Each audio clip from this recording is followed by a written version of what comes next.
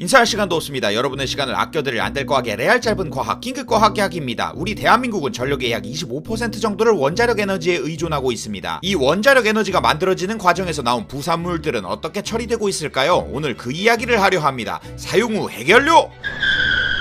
사용 후 해결료는 해결료가 수년간 핵 연쇄 반응을 한 이후에 남은 잔여물로 우라늄 235의 양이 줄어들어 더 이상 에너지를 생산하기 힘든 상태입니다. 하지만 이것이 에너지를 방출하는 것이 완전히 끝났다는 것을 의미하진 않습니다. 에너지를 생산할 수준에는 못 미치지만 남은 잔여물들이 여전히 큰 에너지를 가지고 열과 방사능을 방출합니다. 그래서 다 쓰고 난 해결료를 포함한 방사성 폐기물들은 어디에다가 함부로 분리수거하듯이 버릴 수 없습니다. 이런 방사성 폐기물들은 열과 방사능의 준위에 따라 고준위, 중준위, 저준위, 극저준위로 분류되는데요. 원전 근로자들이 사용한 옷, 장갑, 신발 같은 중저준위 방사성 폐기물들은 약 300년이 지나면 방사능이 사라지는 반면 사용 후 해결료는 고준위 방사성 폐기물의 일종으로 플루토늄, 우라늄, 마이너 액티나이드 등이 포함되어 있어 에너지 발전을 위한 원료로 사용되고 난 후 아주 오랜 기간이 지나야 독성이 사라집니다. 그래서 이 사용 후 해결료는 어딘가 인간이 아주 오랫동안 건드리지 않을 만한 곳으로 멀리 떨어뜨리는 것이 필요합니다. 국제원자력기구에서는 경제성과 안전성 등을 종합적으로 판단했을 때 땅속 깊숙이 묻는 방법, 즉 심층 처분이 가장 적절하다고 권고하고 있습니다. 사람의 왕래가 없고 지진 위험 없는 적절한 장소를 찾은 후에 그 장소에 아주 깊은 땅 속에 묻어버리는 것이죠. 그리고 실제로 이런 일이 일어납니다. 휘바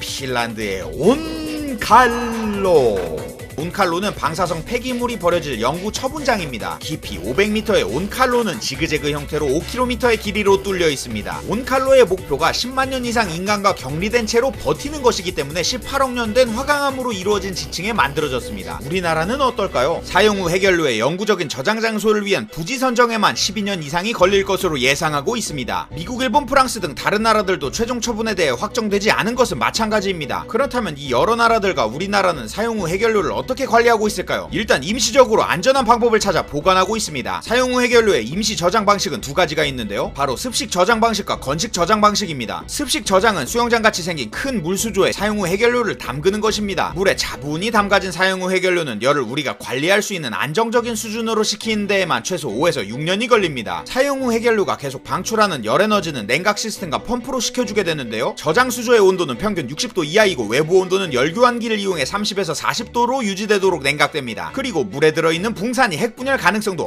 억제시킵니다. 이 습식 저장 방식의 안전성은 오랜 기간 확인되었지만 운영시 지속적인 관리가 필요하고 비용이 많이 듭니다. 그리고 물 온도를 안정적으로 유지하기 위해 동력원이 필요하다는 점이 단점입니다. 이렇게 유지관리에 전원이 필수적으로 필요하다는 것 자체가 부담입니다. 후쿠시마 사태 때도 지진보다 쓰나미로 인한 에너지 동력원 상실이 원전 사고를 일으켰기 때문에 동력원이 필요하지 않는 시스템을 구축하는 것이 더 바람직합니다. 그래서 90년대부터 많이 사용되기 시작한 건식 저장 기술 등판? 우선 수년간 습식 저장 시설에서 열을 식힌 사용 후 해결료를 육지로 옮겨 건식으로 저장하는 것입니다. 건식은 물 대신 기체나 공기를 냉각제로 사용합니다. 건식 저장 시설은 쉽게 늘릴 수 있고 오래 관리하기 좋습니다. 그리고 자연 냉각 방식이라서 전원 공급이 불필요하기 때문에 전력 손실로 인한 방사선 유출 리스크로부터 상대적으로 안전합니다. 이런 장점을 바탕으로 후쿠시마 사고 이후 건식 저장 시설이 독일, 일본, 미국 등 세계적으로 선호되고 있습니다. 이 건식 저장 시설은 크게 용기형, 건물형, 모듈형으로 나뉘는데요. 우리나라 월성 원전에서는 용기형인 캐니스터 그리고 모듈형인 맥스터를 운영 중입니다. 용기형인 캐니스터는 간단히 말해 콘크리트 기둥들입니다. 마치 마트의 키친타월 마냥 오와 열을 맞춰 줄을 서 있죠? 이 실린더 안에는 사용 후 해결료들이 푸짐하게 들어간 후 9단으로 차곡차곡 쌓인 상태로 콘크리트로 포장되게 됩니다. 캐니스터에서는 내부의 실린더와 1m 두께의 콘크리트가 방사선을 막아주고 있습니다. 그 다음 모듈 방식인 맥스터가 있는데요. 맥스터는 캐니스터와 원리는 비슷한데 실린더를 모아 하나의 모듈에 모아두는 방식입니다. 마치 레고 블록같이 생긴 맥스터는 하나의 모듈에 바스켓 10개가 들어있는 실린더가 40개 모여있는 덕분에 작은 면적에 효율적으로 사용 후 해결료를 저장할 수 있습니다. 약간 게스트하우스 도미토리 느낌이라 같은 양의 사용 후 해결료를 저장할 때 캐니스터에 비해 면적은 3분의 1로 줄어들게 됩니다. 사용 후 해결료에서 발생하는 열의 냉각은 대류 현상을 통해 일어납니다. 맥스터 모듈 하부에 공기 입구를 통해 들어온 공기가 내부에 열을 식힌 후 상부에 있는 출구로 흘러나가게 됩니다. 방사선 유출은 콘크리트, 금속 등 다중차 폐재를 활용해서 막고 있습니다. 국가환경 방사선 감시망 자료에 따르면 맥스터 시설 주변의 방사선량이 서울 시내의 자연 방사선량보다 낮다. 낮게 나타나고 있습니다. 이런 건식 저장 시설의 경우 전원이 필요하지 않다는 큰 장점이 있지만 여전히 지진에 의한 리스크가 있는데요. 맥스터와 캐니스터는 규모 7.0의 지진에도 견딜 수 있습니다. 2016년에 일어난 규모 5.8의 경주 지진 때도 잘 버텨줬고 약 30년간 잘 버티고 있습니다. 이런 건식 저장 시설은 우리나라뿐만 아니라 원전 가동국 31개국 중 미국, 일본, 독일 등 22개 나라가 운영하고 있는데요. 모든 나라에서 사고 없이 잘 운영되고 있습니다. 사실 과거에 습식과 건식 저장 기술을 개발하고 사용 후 해결료를 임시로 보관하는 것으로 결론을 지었을 때 많은 사람들이 단순히 이렇게 버티고 있으면 미래의 과학기술이 해결해주겠지 라고 생각하기도 했습니다. 그러나 아무 일도 일어나지 않았다. 단순히 시간이 흘러가는 것이 기술의 발전을 담보하지는 않았습니다. 그래서 지금으로서는 부진의 임시 저장 시설을 늘리는 것을 피할 수는 없어 보입니다. 하지만 결국에는 사용 후 해결료를 우리가 활용 가능한 다른 방식으로 재처리하거나 아니면 핀란드나 스웨덴이 그랬듯이 영구 처분을 하는 방식을 사용해야 할 텐데요. 재처리 기술은 상용화에 오랜 시간이 걸릴 것으로 보이고 많은 나라들이 영구 처분에 대한 계획을 세우고 있습니다. 우리나라에서는 어떻게 처리될지 지켜봐야겠습니다. 결국 원자력 에너지 자체의 안전성뿐만 아니라 사용 후 해결료의 위험성과 안전한 관리는 지속적인 화두가 될 것입니다. 아주 장기적으로 보았을 때 다른 동네인 재생에너지나 핵융합 동네 같은 곳에서 경제적이고 환경 친화적인 방식의 에너지 생산 기술이 개발된다면 원자력 에너지의 사용 비율은 점점 낮아질 것입니다. 그렇다면 사용 후 해결료의 새로운 발생도 계속 줄일 수 있겠죠? 하지만 지금 당장 원자력 에너지를 전부 다른 에너지로 대체한다 해도 사용 후 해결료 문제가 완전히 사라지는 것은 아닙니다. 이미 만들어진 사용 후 해결료는 앞으로 획기적인 기술의 진보가 없는 이상 아주 오랫동안 지속적으로 관리해야 할 문제가 돼버리는 것이죠. 그런 의미에서 원자력을 생산하는 기술이나 연구뿐만 아니라 사용 후 해결료를 처리하는 기술과 연구들 그리고 세계 각국의 전략들을 잘 살펴봐야겠습니다. 모든 문제의 해결에 있어 과학기술의 힘을 맹신하면 안 되겠지만 많은 위기에서 실마리를 준 것도 바로 과학기술입니다. 우리가 늘 그래왔듯이 사용 후 해결료 문제도 현명하게 해결하길 바라면서 지금까지 다음 세대뿐만 아니라 남은 인류 전체 그리고 지구의 전 생물에게도 영향을 미칠 수 있는 가장 핫한 과학 사용 후 해결료 긴급과학 약이었습니다.